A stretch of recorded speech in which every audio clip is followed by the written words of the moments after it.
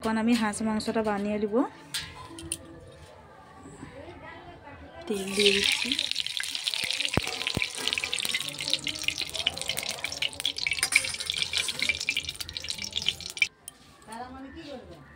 দেখো এখন নুন দিয়ে দিচ্ছি, আলুগুলো ছেড়ে দিচ্ছি।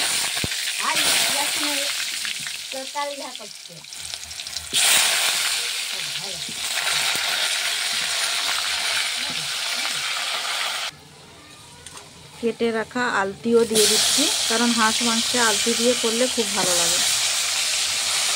দেখো আলুগুলো আমি তুলে নিলাম। এখন তেলের উপরে শুকনো লঙ্কা, তেজপাতা, কেটে রাখা পেঁয়াজ করে দিয়ে দিচ্ছি।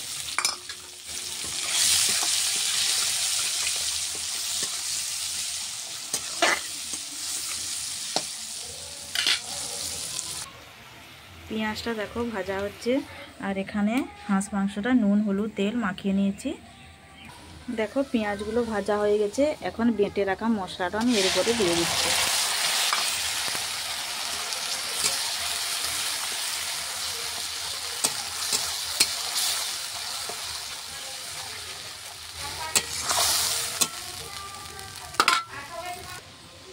দেখো মশলাটা এখন কষে নিচ্ছি।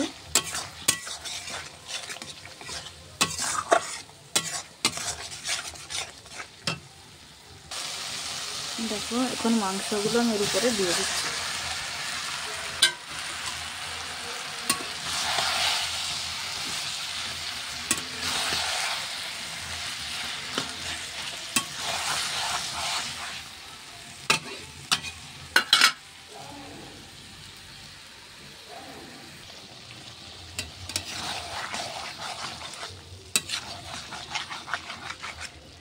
তো এটা এখন কষে নিচ্ছি।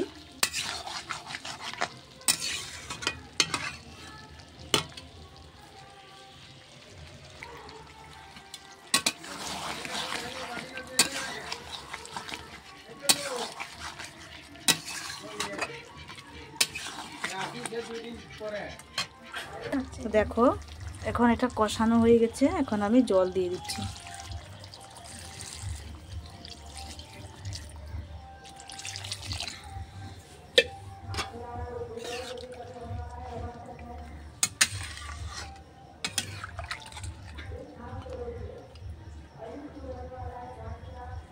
এখন এটা উনানে আস্তে আস্তে ফুটতে থাক। তো দেখো হাঁস মাংসটা আমার ফুটে গেছে, এটা এখন কমপ্লিট। আর এখানে দেখো চালের রুটিগুলো হয়ে গেছে করা, ওগুলো আগেই হয়ে গেছে, তারপরে আমি মাংসটা করেছি। তো চলো বন্ধুরা, রেসিপিটা কেমন লাগলো কমেন্ট করে জানিও। দেখা হচ্ছে একটি পরের ভিডিওতে। বাই।